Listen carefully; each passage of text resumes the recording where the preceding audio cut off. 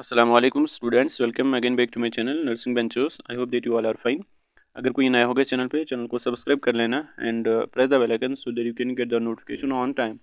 और हमारा Telegram group ज़रूर ज्वाइन कर लेना, उसकी लिंक आपको डिस्क्रिप्शन में मिल जाएगी। वहाँ पे आपको सारे पीडीएफ्स मिल जाएंगे। अगर कोई भी प्रीवियस ईयर पेपर चाहिए होगा वो मिल जाएगा आपको वहाँ पे। और अगर कोई भी डाउट पूछना मतलब कुछ भी पूछना होगा वहाँ पे पूछ सकते हैं। और ये जो पीडीएफ है, ठीक है, गेस्ट पेपर 11th का फिजिक्स का जो गेस्ट पेपर मैंने यहाँ पे लाया, ये आपको वहाँ पे मिल जाएगा। ठीक है, कहाँ पे? टेलीग्राम ग्रुप पे। उसकी लिंक मैं डिस्क्रिप्शन में डाल दूंगा। और अगर कोई चाहेगा इंस्टाग्राम पे फॉलो कर लेना, ठीक है, उसकी भी लिंक आपको डिस्क्रिप्शन में मिल जाएगी। तो आज के इस वीडियो में मैं आपको बताऊँगा कि जो 11th का एग्ज़ाम आपका होने वाला है, ठीक है, मार्च सेशन आपका हो गया है ऑलरेडी, तो आप जल्दी इंशाल्लाह आपका भी एग्ज़ाम आएगा। उसके लिए बहुत सारे स्टूडेंट्स मैसेज कर रहे थे कि सर 11th-12th के जो फिज़िक्स की जो क्वेश्चन आते हैं, कौन से क्वेश्चन आते हैं और किस टाइप के आते हैं, और कोई मतलब गेस्ट पेपर बना दीजिए आप। तो इसीलिए मैंने सर से पूछा, तो उसने सेंड किया। फिर मैंने सोचा फिर आपके साथ शेयर करूं, ठीक है। तो मैं एक एक मतलब एक एक करके क्वेश्चन पढ़ूंगा, ठीक है। और ये जो इसमें क्वेश्चन है, ठीक है, इंपॉर्टेंट। अगर आप इतना ही कर लोगे ना, ये 100% गारंटी देता हूँ मैं, मतलब आपको फिजिक्स में बराबर मार्क्स आएंगे, ठीक है, अगर आप इतना ही करोगे, ठीक है, 11th की। और इसके बाद जो नेक्स्ट वीडियो आएगा वो आएगा 12th फिजिक्स के लिए, ठीक है। तो ये खाली 11th के लिए है और 12th का अभी पेंडिंग है, उसके बाद उसका भी आएगा इंशाल्लाह। कल मैं उसका भी अपलोड करूँगा, ठीक। चलो हम देखते हैं। अब पहला जो क्वेश्चन है दैट्स यूनिट्स एंड डायमेंशंस में है, ठीक है। That's dimensional formula and principle of homogeneity, ठीक है। आपको क्वेश्चन आ सकता है डायमेंशनल फार्मूला पे और प्रिंसिपल ऑफ ह्यूमोजेनिटी। आपने पढ़ा होगा। अब मैं यहाँ पे इसको इलाबरेट नहीं करूँगा, वो क्या होता है, ये क्या होता है, अब आपको खुद पढ़ना है और आपने पढ़ा भी होगा। बस मैं यहाँ पे क्वेश्चन को डिक्टेट करूँगा, ठीक है।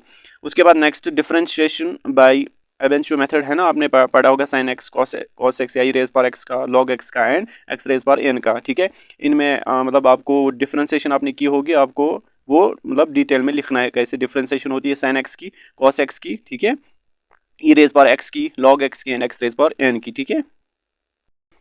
उसके बाद next numerical is based on triangle law of vector addition, ठीक है। मतलब आपको न्यूमेरिकल आ सकता है, न्यूमेरिकल आ सकता है मतलब बेस्ड ऑन किस पे? ट्राइंगल ऑफ वेक्टर एडिशन आपने पढ़ा होगा, ठीक है। उसके बाद next dot product and cross product, ठीक है। डॉट प्रोडक्ट आ सकता है, ठीक है, उसको कैसे कर लेते हैं, डेफिनेशन आ सकती है, और क्रॉस प्रोडक्ट, ठीक है। उसके बाद numerical on average velocity and uniform acceleration, kinematics में है, ठीक है। तो इसमें क्या आ सकता है, आपको न्यूमेरिकल आ सकता है एवरेज वेलोसिटी पे या यूनिफॉर्म एक्सेलरेशन पे, ठीक है। फॉर एग्जांपल जिसमें यूज करना होगा equation v is equal to U plus 80, आपने 9th में पढ़ा होता है, 10th में भी, ठीक है।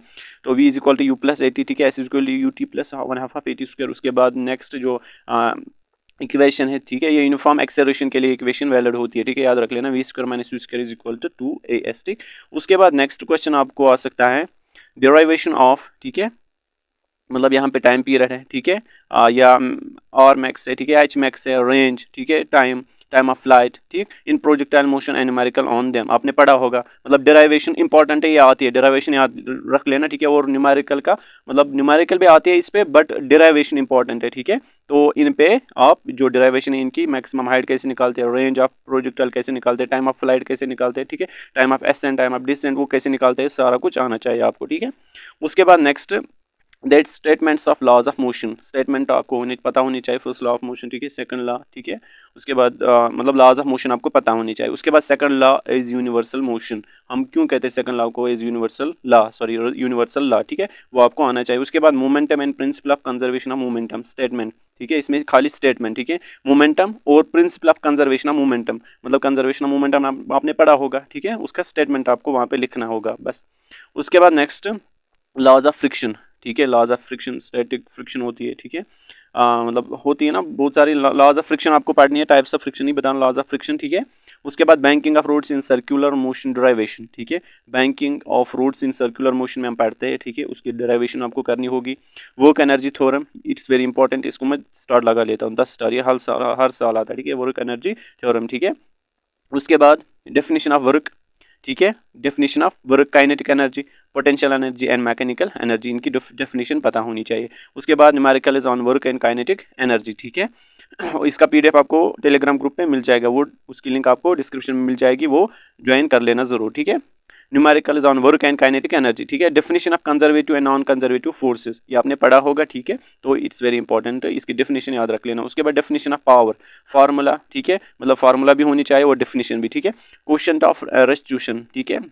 उसके बाद next numerical on elastic and in elastic collisions, इसमें न्यूमेरिकल आएंगे, कोई भी क्वेश्चन आ सकता है, ठीक है, न्यूमेरिकल आ सकता है वो, बट वो उतना टफ नहीं आते हैं जो बोर्ड में न्यूमेरिकल आते हैं ना, बहुत ईजी होते हैं, ठीक है। Position of centre of mass of different bodies, ठीक है, मेमोराइज फार्मूला ओनली, आपको खाली फार्मूला मेमोराइज करनी है, ठीक है। उसके बाद नेक्स्ट क्वेश्चन जो है that's formula for movement of inertia, ठीक है, डिफरेंट बॉडीज के लिए आपको फार्मूला पता होनी चाहिए, किसकी, movement of inertia, memorise formula only. For example ring का आपने पढ़ा होगा, ऑफ रिंग, ठीक है, इसी सर्कल का, स्फीयर, ठीक है, मतलब रिजिड बॉडीज का, ठीक, तो उन सब का क्या होना चाहिए पता, मूवमेंट ऑफ इनर्शिया, ठीक।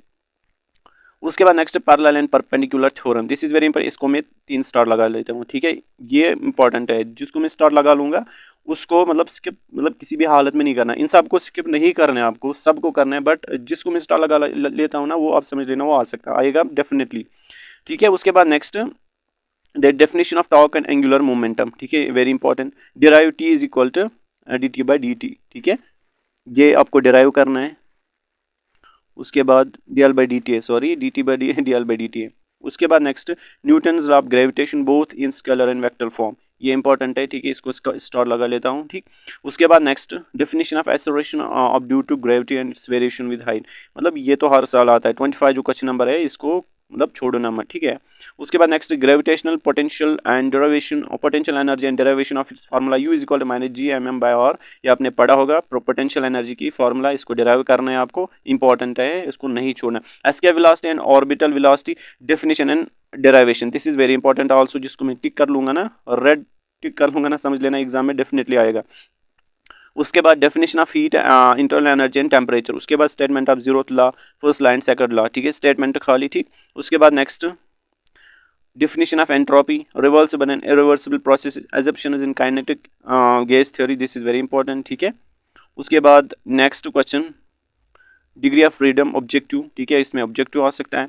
Simple pendulum and derivation of it's time period, very important, ठीक है, मतलब ये जो गेस है ना, अगर आप यही करोगे ना, मैं आपको गारंटी देता हूँ, मतलब फुल मार्क्स आपको आएंगे फिजिक्स में। उसके बाद kinetic and potential energy in SHM, very important, ठीक है।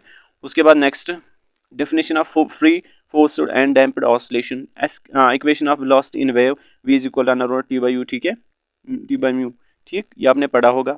उसके बाद beats and Doppler's effect numerical, उस पर transverse and longitudinal wave difference, ठीक है, उसकी डिफरेंस आ सकते हैं, डिफरेंस बिटवीन ट्रांसवर्स, ये इंपॉर्टेंट है, आता है एग्जाम में, ठीक है। उसके बाद next that's elastic potential energy u is equal to 1/2 into stress and strain, this very important statement of Hooke's law, these two are very important, ठीक है। उसके बाद नेक्स्ट अब कुछ ही क्वेश्चन है, that's Newton's law of viscosity, उसके बाद continuity equation in Bernoulli's theorem, very important, derivation of formula for capillary rise and fall, Pascal's law, ठीक है, these 4 are also very important. तो ये सारा मतलब जो पेपर यहाँ पे गेस्ट पेपर आपने देख लिया, सारा इंपॉर्टेंट है, और जिसको मैंने रेड से टिक किया वो मतलब छोड़ना किसी भी तरह नहीं है, ठीक है। तो आई होप दैट आपको वीडियो अच्छा लगा होगा और गेस्ट पेपर भी आपको अच्छा लगा होगा, ठीक है। आई होप दैट आपको बहुत हेल्प मिल जाएगी, उसके बस मकसद है, मेरा यही हमारा मकसद इतना है कि आप लोगों को थोड़ा सा हेल्प मिल जाए, कैसे पढ़ना है, क्या पढ़ना है।